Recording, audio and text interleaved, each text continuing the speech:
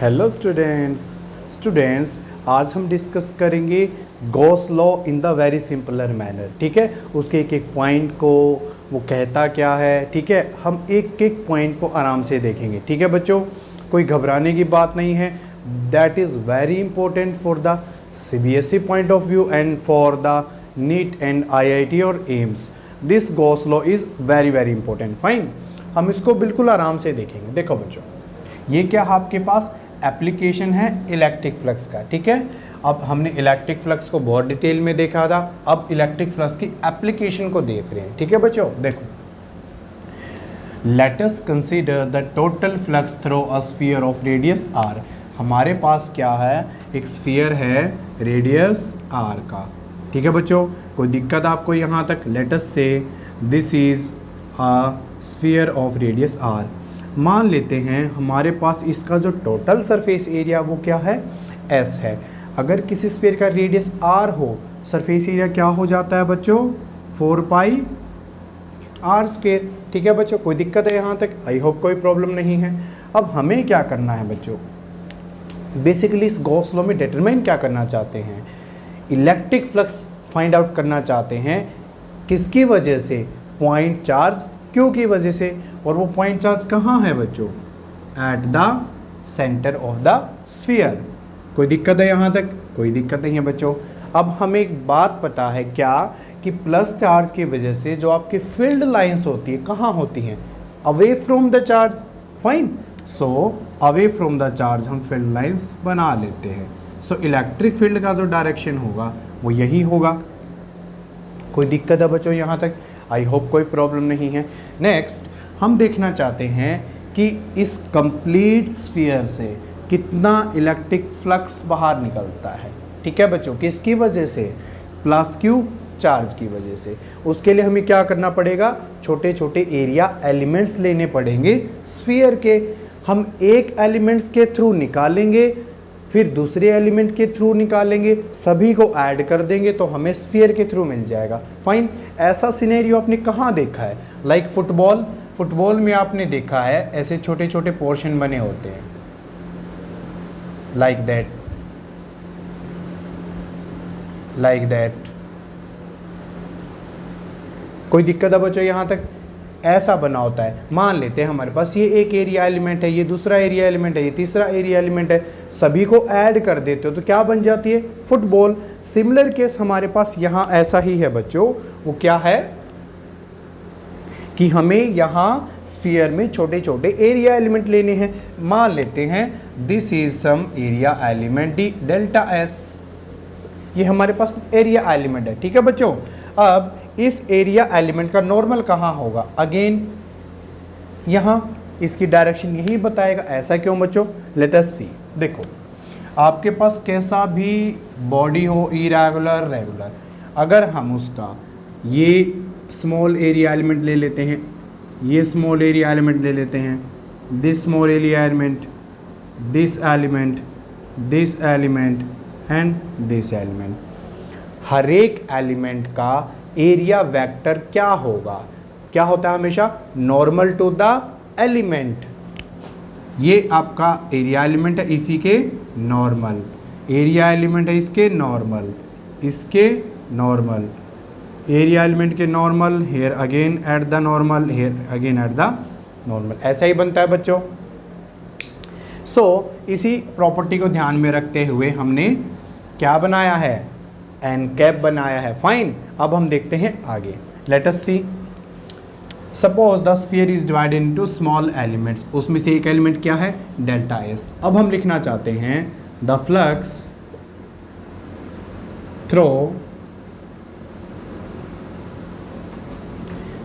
Throw small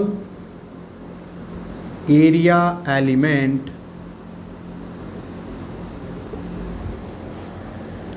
delta S is. Flux क्या होंगी बच्चों, हमें पता है जब हमने फ्लक्स डिटरमाइन किया था, फ्लक्स का क्या फॉर्मूला बन के आया था, E.S, या बोल सकते हो E.n∠S। क्यों? क्योंकि किसी भी वेक्टर को कैसे लिख सकते हैं, वेक्टर का मैग्नीट्यूड एंड उसकी डायरेक्शन। ठीक है, अब ये जो डॉट प्रोडक्ट है किस में है, वेक्टर डॉट वेक्टर, फाइन। तो क्या आएगा, वेक्टर का डॉट प्रोडक्ट वेक्टर के साथ लेते हैं तो क्या होता है, एक स्केलर क्वांटिटी आ जाती है, ठीक है बच्चों। इसीलिए हमारे पास फ्लक्स एक स्केलर क्वांटिटी होती है, ठीक है। लेट अस सी इज, देखो स्मॉल एरिया एलिमेंट है तो स्मॉल फ्लक्स जाएंगी। लेट अस से डेल्टा फाई कितना होगा, electric field E dot delta S. यहाँ तक कोई दिक्कत है बच्चों, नहीं। इलेक्ट्रिक फील्ड किसकी वजह से है, पॉइंट चार्ज क्यू की वजह से। कितना वैल्यू होता है, Q upon 4 pi epsilon naught R square into R cap dot N cap delta S. क्या मैं इसे लिख सकता हूँ, बिल्कुल लिख सकता हूँ। कोई दिक्कत है बच्चों, कोई दिक्कत नहीं है। देखो अब यहाँ प्रॉब्लम हो जाती है हमारे पास आर कैप और डॉट एन कैप, ये एक मैग्नीट्यूड है, ये एक अलग से मैग्नीट्यूड है, ठीक है बच्चों। R cap dot N cap के बीच में एंगल कितना है, इस चीज़ को इस डायग्राम से देखना। देखो बच्चों एन कैप का डायरेक्शन क्या है, इन दिस डायरेक्शन, और आर कैप किसकी डायरेक्शन है, इलेक्ट्रिक फील्ड की, मीन्स आर कैप भी इसी डायरेक्शन में है। ऐसा क्यों, देखो ये यहाँ से यहाँ आपका रेडियस वेक्टर है और every radius vector is normal to the sphere, वो हमेशा स्फीयर के नॉर्मल होता है, ठीक है। और जो ये डेल्टा एस का यूनिट वेक्टर है ये भी क्या होता है, नॉर्मल टू द सरफेस। तो हम बोल सकते हैं दोनों का डायरेक्शन क्या है, सेम है, फाइन। कोई दिक्कत है, सेम है, तो एंगल कितना हो गया, 0 डिग्री। अब इसको सॉल्व करेंगे, क्या बनेगा, देखो Q 4 pi epsilon naught R square delta S R cap dot N cap, ऐसे लिख सकते हैं इसको, बिल्कुल लिख सकते हैं।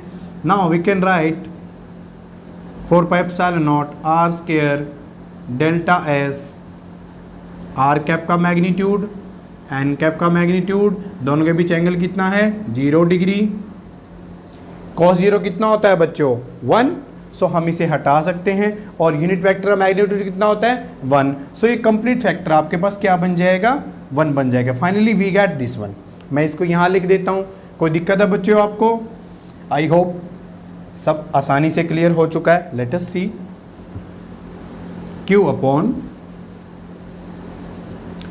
4 pi epsilon naught R square delta S. ये फ्लक्स आया, कौन सा फ्लक्स आया बच्चों, it is the electric flux through a, किसके थ्रू है बच्चों ये, it is the electric flux through this small area element, ठीक है बच्चों। अब हम देखना चाहते हैं एक एरिया एलिमेंट के थ्रू हमने फ्लक्स निकाल लिया, ऐसे हमारे पास बहुत सारे एरिया एलिमेंट होंगे, ठीक है। तो सभी के थ्रू फ्लक्स निकाल लेंगे और सभी को ऐड कर देंगे। ऐड क्यों कर सकते हैं डायरेक्टली, जब फ्लक्स होता है स्केलर क्वांटिटी होता है और स्केलर्स को हम डायरेक्टली ऐड कर सकते हैं, ठीक है बच्चों। सो हम यहां लिख सकते हैं द टोटल फ्लक्स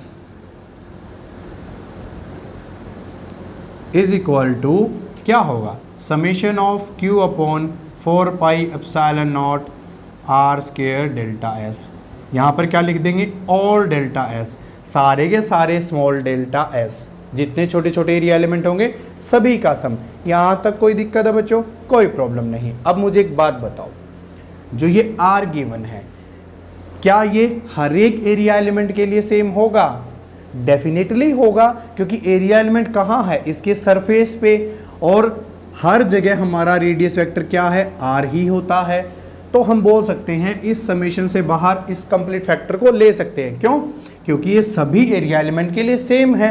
क्यू भी कांस्टेंट है, ये भी कांस्टेंट है, जो कांस्टेंट है समेशन से बाहर ले लो।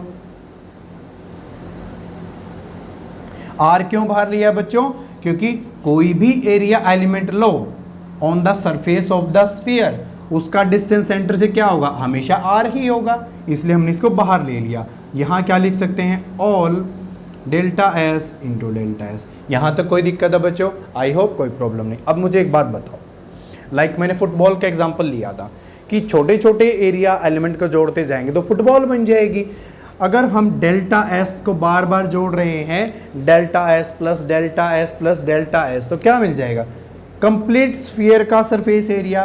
कोई दिक्कत है बच्चों? कोई दिक्कत नहीं है।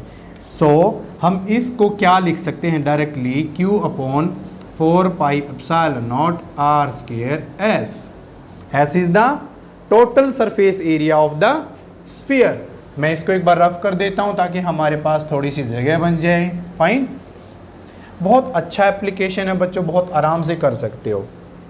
तो हमारे पास टोटल फ्लक्स क्या निकल के आया है बच्चों? Total flux phi, what we get, Q upon 4 pi epsilon naught R square into S। कोई दिक्कत है यहाँ तक? ठीक है, मैं नीचे से रफ कर देता हूँ। बच्चों बहुत अच्छा टॉपिक है, कंप्लीटली NCERT बुक से है। NCERT बुक को ही करना है बच्चों, CBSE बोर्ड सिर्फ NCERT को मानता है। ठीक है, other books are reference book, but सिर्फ विश्वास NCERT पे करना है। फाइन, देखो ये क्या था, total surface area of the sphere. कितना वैल्यू है? 4 pi R square. Value put करो,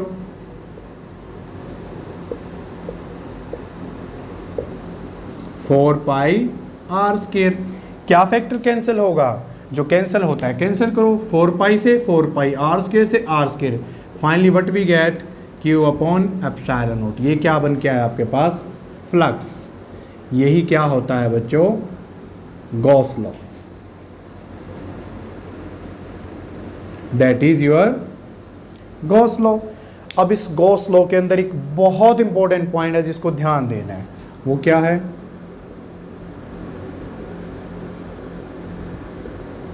ENC मीन्स, अब मुझे एक बात बताओ, जो ये चार्ज था क्या वो स्फीयर ने एनक्लोज किया हुआ था? डेफिनेटली। क्या ये स्फीयर के इनसाइड में था? डेफिनेटली। सो हमेशा ध्यान रखना है फ्लक्स में जो यहाँ चार्ज होता है वो क्या होता है? Enclosed charge. ठीक है, एनक्लोज्ड चार्ज होता है। और सिंपली आप लिख सकते हो Q इनसाइड। बस इस चीज़ का हमेशा ध्यान रखना है। ठीक है बच्चों, that is your Gauss law. अब गॉस लॉ के लिए आप एक लाइन लिख सकते हैं, दिस लॉ इंप्लाइज दैट। ये लॉ क्या इंप्लाई करता है देखते हैं। दिस लॉ इंप्लाइज दैट, ये क्या इंप्लाई करता है बच्चों? This law implies that the total flux, the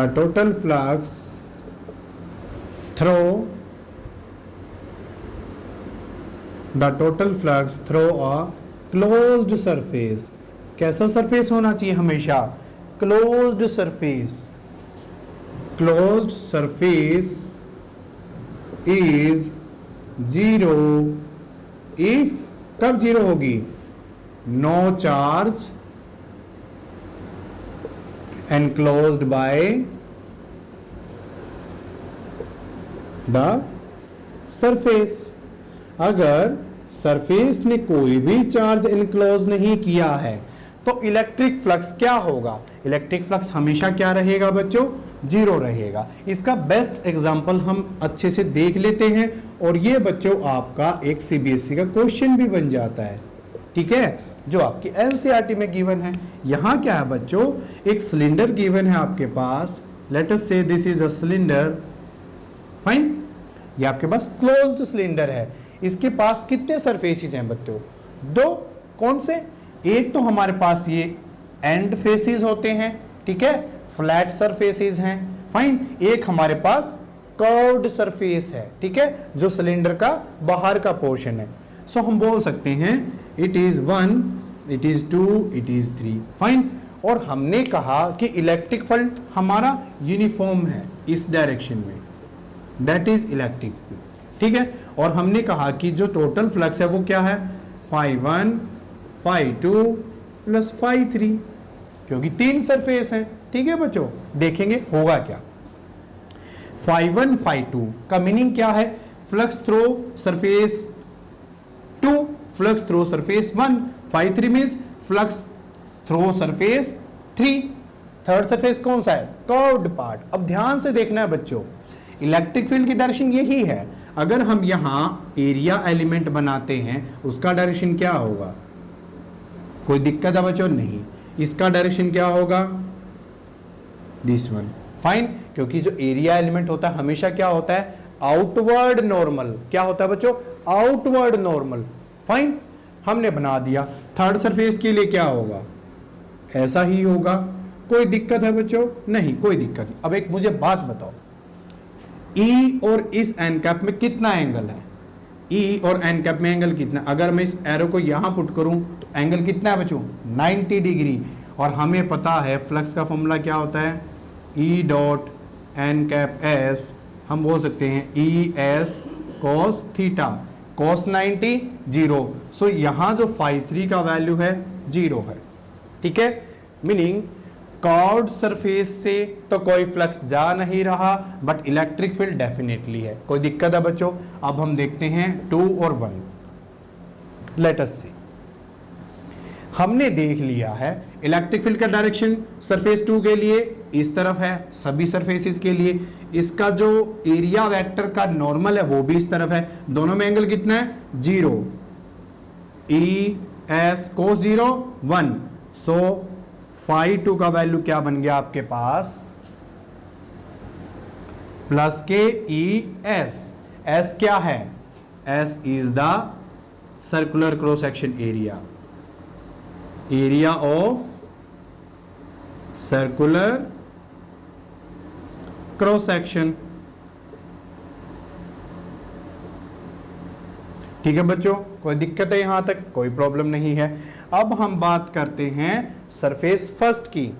इसका जो एरिया एस है, क्या इसका भी एस होगा? डेफिनेटली इसका एरिया भी क्या होगा? एस ही होगा। हमें फ्लक्स देखना है। देखो, इलेक्ट्रिक फील्ड का डायरेक्शन इधर है, इसका डायरेक्शन इधर है। एंगल कितना हुआ? 180 डिग्री। तो फाई 1 का वैल्यू कितना होगा? E dot N cap S, ये फ्लक्स होता है ई एस कॉस 180। कॉस 180 क्या होता है? -1 minus E S. So basically what we get, phi 1 क्या आया? माइनस के ई एस। यहां तक कोई दिक्कत है? आई होप कोई प्रॉब्लम नहीं है। अब हम देखते हैं हमें क्या निकालना था। Flux through the closed cylindrical surface कितना होगा? माइनस के ई एस प्लस के ई एस प्लस के 0, ये cancel. Finally what we get? 0। अब मुझे एक बात बताओ, अगर फ्लक्स 0 है तो गॉस लॉ क्या बोलता है? मैं इसको रफ कर देता हूं बच्चों। गॉस लॉ क्या बोलता है? फ्लक्स क्या होता है? Q enclosed upon epsilon naught. If phi is equal to 0 then Q enclosed by epsilon naught is equal to 0। Fine. अब एप्सिलॉन नॉट का तो वैल्यू होता है, तो ये तो 0 कभी नहीं होगा। इट मीन्स क्या 0 है? Q enclosed 0 है। ऐसा होने का मतलब क्या है? अगर फ्लक्स 0 आ रही हैं किसी क्लोज्ड सरफेस से, इसका मतलब है उसके इनसाइड में कोई चार्ज नहीं रखा गया है। फाइन। सो ये होता है आपके पास सिंपली गॉस लॉ। ये उससे बेस्ड एक न्यूमेरिकल था, it is given in the NCERT. Fine. और गॉस लॉ की एक खास बात और है बच्चों, वो क्या है कि गॉस लॉ कोई भी शेप हो, कैसा भी साइज हो, वहां उसके लिए कोई इंपॉर्टेंट रोल नहीं होता। ठीक है, उसके लिए मैटर नहीं करता कि शेप ऐसी है, साइज ऐसा है। Gauss law is Gauss law. हम इस चीज का एक एग्जांपल देख लेते हैं कि शेप और साइज का क्या फर्क पड़ता है और क्या फर्क नहीं पड़ता है। लेट अस से, देखो मान लेते हैं आपके पास एक स्फीयर था, यहाँ चार्ज था Q।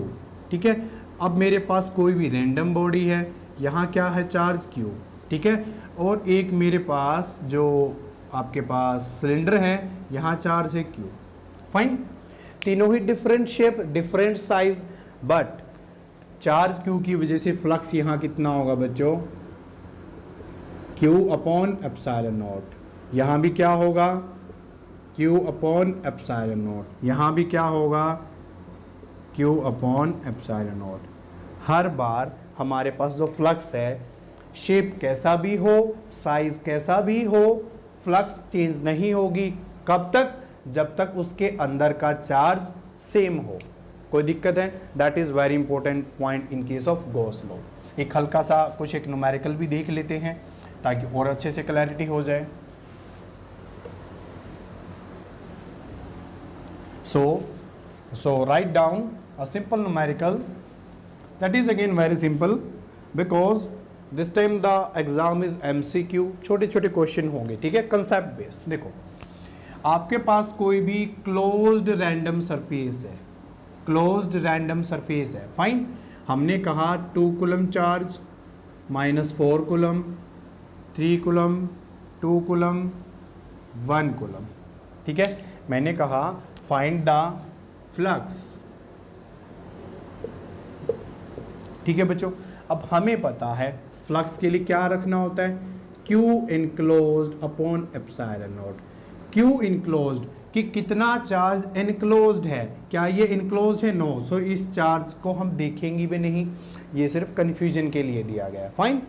हम इन सभी को ऐड कर देंगे, ऐसा क्यों, चार्ज क्या होता है, एडिटिव नेचर का होता है, ये चार्ज की प्रॉपर्टी है। It can be added like a scalar और like a real number. Add करो, -4 + 2 + 1 + 3, 3 + 1 4, 4 + 2 6, 6 - 4 2। Basically what we get 2 upon epsilon naught is the answer. So ऐसे ऐसे आपके पास सिंपल क्वेश्चन आ सकते हैं, फाइन। सो बच्चों this is all about the Gauss law. हम इससे रिलेटेड न्यूमेरिकल्स भी देखेंगे और इससे रिलेटेड एप्लीकेशन भी देखेंगे, ठीक है। सो आज के लिए इतना ही, मिलते हैं नेक्स्ट लेक्चर में। Thank you very much.